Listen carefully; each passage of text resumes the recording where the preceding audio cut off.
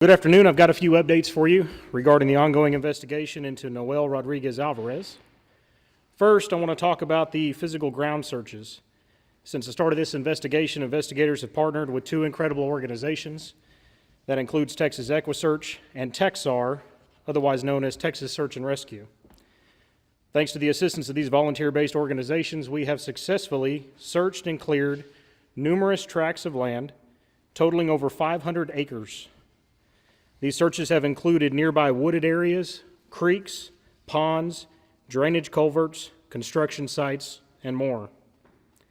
These teams consist of expert-trained volunteers with specialized equipment and resources including drones, infrared cameras, LiDAR, human remain detection canines, horses, and even rescue boats. The searches conducted over the past weekend did lead to the recovery of some items within the search area. However, it is unclear at this time whether those items are specifically related to the disappearance of Noel. Nevertheless, these items have been collected by crime scene technicians and are being processed in a lab for confirmation. As to not cause any sort of undue speculation on the case, we're not sharing any specifics related to those items that were collected until lab tests confirm whether or not they are associated with this case. I want to make sure that I highlight the importance of these searches. Even when minimal or no physical evidence is located, each and every search is valuable in successfully moving this investigation forward. At this time, investigators are continuing to analyze data to determine if and where any additional searches may be conducted. Prior to the most recent search, I had expressed that investigators were focusing heavily on analyzing the tremendous amount of data that has been collected as a part of this investigation. This work continues as investigators continue to have data come in. There is simply some data that I cannot go into details on in order to protect the integrity of the investigation and in order to ultimately seek justice that Noel deserves. However, I do want to share that this data analysis has been incredibly important to this investigation. The data has supported Noel's disappearance most likely occurred near the last week of October 2022, approximately 6 months ago. Additionally, financial records indicated that the plane tickets to India for Cindy, Arshdeep, and all 6 children were purchased on a credit card belonging to Arshdeep. Investigators also noticed an abnormally large cash deposit into Arshdeep's bank account. This deposit took place on March 22nd, just hours before fleeing the country. Through data analysis, investigators learned that Arshdeep had paid a visit to one of his places of employment prior to making that cash deposit. Arshdeep had access to the company's safe as a part of his normal job responsibilities. Investigators learned that Arshdeep first fraudulently altered the company's cash deposit records, likely in order to prevent detection, and then removed over $10,000 in cash from the company's safe, traveled to the nearest bank, and deposited $8,000 of that cash into his own personal account.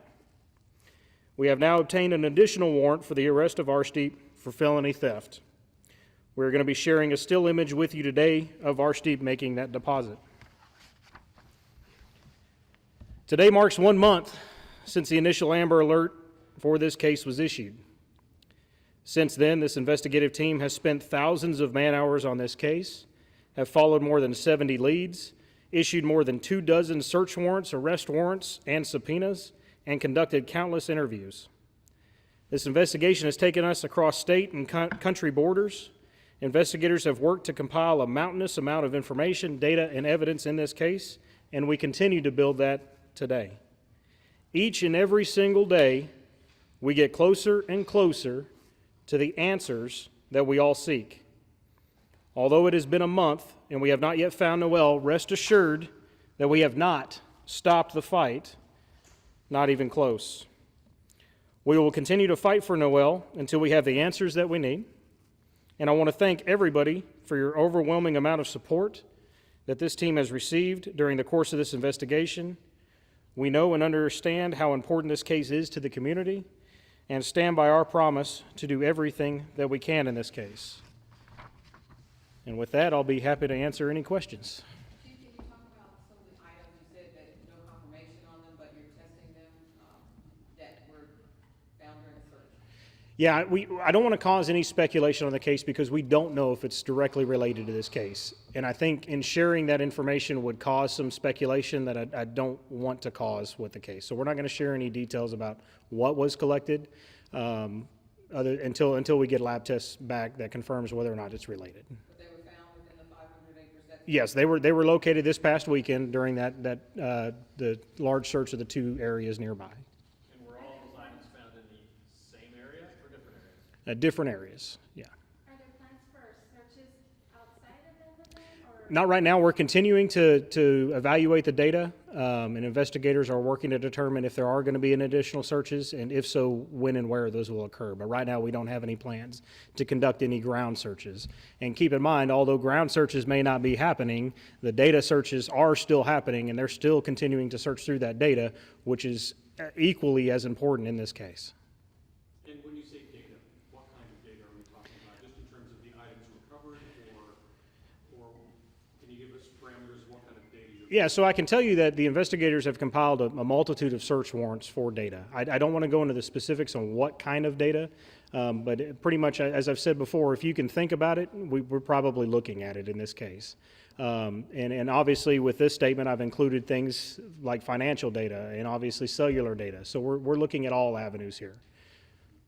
Is there a set date as to when the lab analysis will come back? Unfortunately, there's not a set date. It kind of just depends on the lab's processes and things. And we've obviously been processing a lot of evidence through there. So it just depends on how long it takes them to do. Typically, we use the DPS lab, Texas DPS lab. I know you mentioned before that you believe the couple are in India.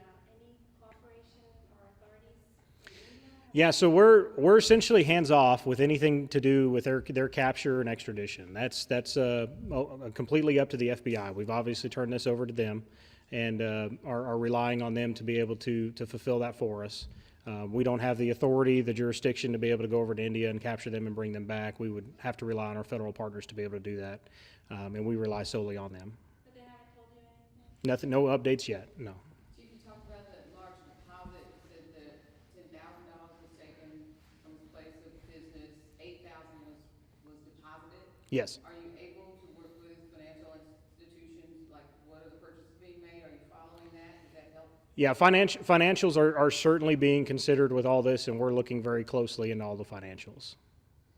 Was the store ownership aware that he had allegedly stolen this cash? No, not initially. So the store ownership was not indicated to it because Arshdeep had fraudulently altered the forms, so it didn't provide an off balance on their sheets. They weren't aware of it until we made them aware that there was a suspicious deposit. And then after they went back and pulled the documents, they realized that there was an indicator that he had fraudulently altered the cash deposit forms to indicate a $10,000 withdrawal, which ultimately was made to him in his bank account. You said that perhaps this money was used to purchase plane tickets, any other kind of purchases you can? Yeah, so the plane tickets were actually purchased on a credit card that belonged to Arshdeep. So the tickets, remember, were purchased roughly 24 hours, less than 24 hours before they left the country, and those were purchased on a credit card.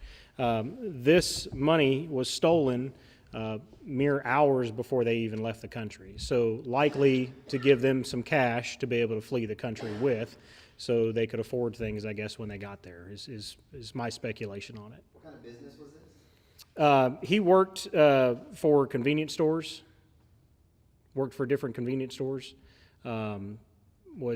His primary responsibility was to go and deliver items and pick up different items and deliver those to the different convenience stores.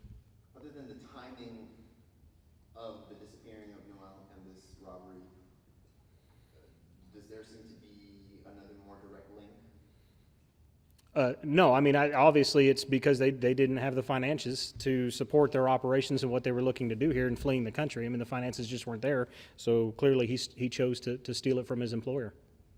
So you said stores, plural, so does he work for a company? Yeah, he works for a company that has multiple stores in the Metroplex. And you said there's a deposit that was made, there's video you're gonna share? Yeah, we've got the still shots. We've got the still shots from the bank, and we're going to share those with you today as soon as we're done. We can't release which bank it is just yet. Related to the search areas, previously some of the material that you found had been in a dumpster located at one of those stores. Has there been a search of local Yeah, so I know landfills has come up a lot, and previous to this, I have never had any experience myself with looking at landfills. And I can tell you that we have engaged with experts who have had experience in conducting those landfill searches. And to much of my amazement, and now I completely understand, it is a very, very complex and convoluted process to go and just do a landfill dig. In order for us to be able to successfully coordinate and perform a landfill dig, we have to have more information. We really need to specifically know if and when a body would have been disposed of, so we have a date and time stamp and we know where that trash would have been taken to the site. Landfills aren't just, they don't just collect trash and pile it up, without any sort of design. There's architects and engineers involved in all of that. And for us to be able to successfully do a dig to find any evidence, we would have to know more information, specific information, in order to move forward with that. And even with moving forward, if we did choose to move forward with that, there would be a pretty good chance that it would be hard to recover any evidence just because of the way that the trash is handled and processed. So we have not conducted any landfill digs, and as of right now, we don't have any plans to, unless we get specific data that would steer us in that direction. Can you talk about how you arrived at the October 2022 date? Yeah, so I'll tell you what, let me just do this. I've got a timeline here, and let me just kind of recap the entire timeline a little bit for you. So in mid-October, we know that the newborn twins were discharged from the hospital, and we have had eyewitness testimony that states Noel was at the residence for about a week after those twins came home. November 1st is when Cindy and all 6 kids went and took their passport photos. On November 2nd, there were applications applied for passports for Cindy and all 6 kids. Noel was not included in any of those. November the 6th, we've got data that supports that Cindy began researching cost and things for trips to India. And then you fast forward to March 20th when we received the initial welfare check. So our timeline has been narrowed down to between about a week after the twins came home and then November 1st when it appears that Cindy begins to plan an escape from the country. Could you recap which charges, if any, are these 2 people now looking at? Sure. So right now we have 1 warrant issued for Cindy for giving false information related to a missing child case. That's a Class C misdemeanor. That was one of the first warrants we issued. She also has an additional warrant for violation of probation that was issued shortly after the Amber Alert was issued. We have felony 2 warrants for abandoning or endangering a child, which are issued for both Cindy and Arshdeep. And now we've got a felony theft charge issued for Arshdeep in addition to. And as we continue to work through this, of course, if we identify any other charges, we're going to continue to get warrants for those charges as well. Are you offering the name of this company that it works for? Or not? If I knew it offhand, I would tell you, but I don't, and I'll see if I can get that for you. I just don't know the name of the company right off the top of my head, but I'll see if we can get that for you. Sure. And also, you telling us that there's no update from the feds. Is that, what does that do to your case, or even to morale, to not be able to know what's going on at the... Sure. So it does absolutely nothing to our morale. I mean, our morale is not affected by what's happening on the federal front. Our entire focus has been on investigating this case, finding leads on where Noel is, and then ultimately proving what happened to him. That's our team's focus, and that's 100% where we're focused. Once we've accomplished certain tasks, we'll issue warrants. We turn it over to the federal partners that we're working with to be able to fulfill it from there. Our team isn't focused on what happens from there. I mean, our team is focused right now 100% on finding Noel or finding the answers to what happened to him. And that's been 100% our focus, and it has not affected our morale, and I don't think it will. We'll continue to push this investigation forward all together. What about the fathers of the other children that are with Cindy? Have they been cooperative? What are their rights as well as the fathers? Yeah, so not knowing all of the details regarding parental rights there, I don't think the fathers, for one reason or another, had parental rights. I believe that all the children were in some manner signed over to where Cindy was the sole custodian parent of all those 6 children. However, I can tell you, particularly the father of Noel, has expressed concern for the case. We've talked to him multiple times throughout this investigation. We have talked to a couple of the other fathers as well, who weren't really aware of all the details, but these fathers were not really involved much with the lives since the separation from Cindy, and it appears that through one manner or another that custody was given to Cindy altogether. So they had no involvement really. You mentioned she started to plan in November for leaving the country, researching trips to India. Sure. But yet, for those months in between November and March, when your first clip or inquiry came in, what was going on during that time? Well, likely, I mean, first you've got to consider that there's a delay in getting passports. I mean, we can't just apply for a passport and get it right away. So I would imagine that probably played a key factor into their ability to leave the country. And she may have just gotten comfortable. All this is speculation. She may have just gotten comfortable with nobody questioning the whereabouts until police started coming and knocking on the door, and then suddenly she wants to abscond the country. So it's hard to say exactly what they did during that period of time. Obviously, it's something what we're looking at as we're doing the data analysis and trying to identify their course of action during that time. But she clearly started planning this starting November 1st.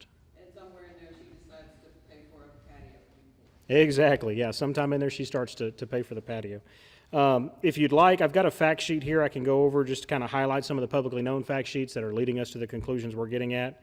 And just kind of review some of these, because I know it's been a month. We've talked about a lot of different facts in the case, so it might be a good time to highlight these. We've talked about first how Noel was never enrolled in school, although he tested and qualified for early entry and even therapy. According to family members, Noel was reportedly abused and neglected regularly. Food and water were often withheld because Cindy didn't like changing his diapers. We know that Cindy reportedly struck Noel in the face with keys for drinking water. We know that Cindy reportedly referred to Noel as evil, possessed, or having a demon in him. Noel began missing doctor's appointments after July of 2022. Cindy asked to even borrow a child from an acquaintance of hers to attend a doctor's appointment so that she could keep benefits. At Noel's last sighting, he was described as appearing unhealthy and malnourished. Cindy told family members different stories about the whereabouts of Noel, including that she sold him to a lady in a Fiesta Mart parking lot. The biological father nor the aunt in Mexico have never even met Noel. No data is available to support any trips remotely close to the border, and no data is available to support that Noel was sold, especially at a Fiesta Mart. Cindy told family members to lie to police about seeing Noel recently. Family lived in squalor, however, chose to spend nearly their entire tax return on a newly constructed patio for a home that they don't even own. According to the contractor, she was in a hurry, was indecisive, and even requested the patio be thicker in a certain area. Arshdeep disposed of a single indoor-outdoor carpet in a dumpster the night before leaving the country, however, leaves the remainder of the squalor and trash behind in the home, shed, and backyard. Multiple human remains detection canines alert to both the rug as well as under the concrete patio. Arshdeep steals $10,000 from his employer just hours before leaving the country. Electronic visas were obtained on March 21st, one day after the welfare check. And obviously the family quickly absconds the country with one-way flight tickets all the way to India, almost immediately after CPS and police began to question the whereabouts of Noel.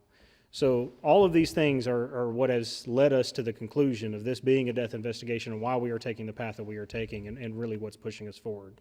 And when you take a step back, and I think when you look at the totality of the circumstances, you really get an understanding of what kind of case we're dealing with here. And these are just the facts that we've released. This doesn't even include the facts that we haven't been able to talk about. Given everything that you just laid out, what more do you need for a more serious charge against Cindy and Archie? Yeah, we're still going to evaluate all the data. We want to be able to have all the firm answers without any guesses. And that's what our investigative team is working at right now. We have the ability to go after them right now with the Felony 2 warrants that were issued. I mean, that was the purpose of issuing those Felony 2 warrants, was to try to get them into custody and get them extradited back here so that we can question them regarding the disappearance of Noel. But we're going to keep pushing this forward regardless. We still have some more data to evaluate. We've still got some more opportunities ahead of us. We're not at the end game of this investigation by any means.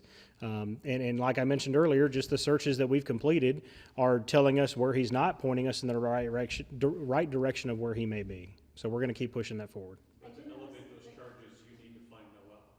We knew that is one task that would be very helpful here, is obviously finding him. Regardless of charges, we want to find him and put him to rest where he deserves to be. I did notice, I think on 183 or 121, there's now a big billboard as well that says, we want any information that may lead to finding Noel. Sure. That seems like a new billboard. Is that just to try to get more attention? Yeah, Clearcom was kind enough to work with us and sponsor the advertisement of this, just to try to bring more attention to the case. Attention and your efforts here in the media have been instrumental in this case. The tips have been extremely instrumental in this case, getting the information that we've needed. This whole case started from a tip. So it's paramount that that the tips come in and anybody with information call us. So certainly, yes, that's a part of that effort to get public awareness out there and make sure that we're getting all the tips that we may be able to get on the case. Chief, can you go back again to the articles that you guys found on the search, please? Yeah, so I mean, we did locate some items on the searches this past weekend. However, it's unclear if those items are actually related to this case or not. One thing to keep in mind is that these locations that were searched are off of some busy roadways, so it's very possible that they may not even be associated with our case. So before we identify what those items are, we're going to conduct lab tests to confirm whether or not they're associated with the case. Go ahead. Have you been able to determine how long Cindy had been a worshiper of Santa Muerte? You know, and I understand that the disturbed feeling that people may have gotten when they saw the Santa Muerte. It really hasn't played much of a factor into the actual case or building any sort of probable cause or anything related to an offense.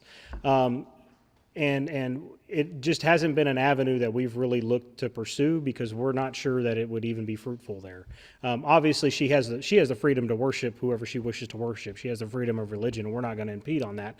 And we're not sure that who she worshiped had any direct link to what happened to Noel. And we're certainly not sure that it would, well, and I know that it wouldn't play in at this point to any probable cause that we would be seeking for any kind of charge. So it just hasn't been something that's been really on the forefront of the investigation.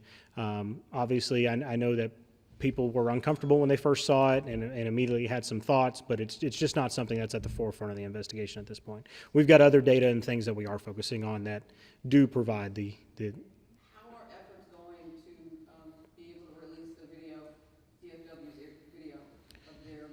We've put in the request. Haven't got it yet, so we've put in that request, and I think many of you have as well. So, just haven't got that yet. Is Texar going to be back next week, or what is the timeline? We don't have any more further ground searches planned as of yet. So we're going to continue to analyze the data. We have cleared over 500 acres of nearby tracts of land, so we're feeling more and more confident about the areas that we visited. And I've talked about this before, any ground searches that we do, we want to make sure that they are with a purpose and not just random, because we want to make sure that we don't miss anything in this case. And we want to make sure that we have data to support that. So before we plan any further ground searches, we're going to make sure that we go back and review the data and have data to support any of those. How has it been also trying to balance just the normal day-to-day police, duties of this city? Sure. So, it's actually, it hasn't been bad because we've got an amazing team of investigators that has come in and helped us out with this. I've talked before about how we've got 30 to 40 investigators that have had their hands on this case at one point in time or another. We would not be able to move this case forward. We wouldn't be able to move this case forward without their assistance. And they have been absolutely amazing to work with. I've had the pleasure over the last month to be able to sit in a room with them every single day and work on this case. And this is a group of individuals who are much smarter than me, who are able to bring a lot to the table and really push this investigation along. And we certainly couldn't do it without them. They have been incredible to work with, and I truly feel like we've got the best investigators possible on this case. So I'm very thankful to them. If it wasn't for them, we obviously would be struggling to still push this case forward, and we would be struggling to fulfill our other duties as a police department as well. But it's thanks to them that we're not struggling to do what we need to do as a police department.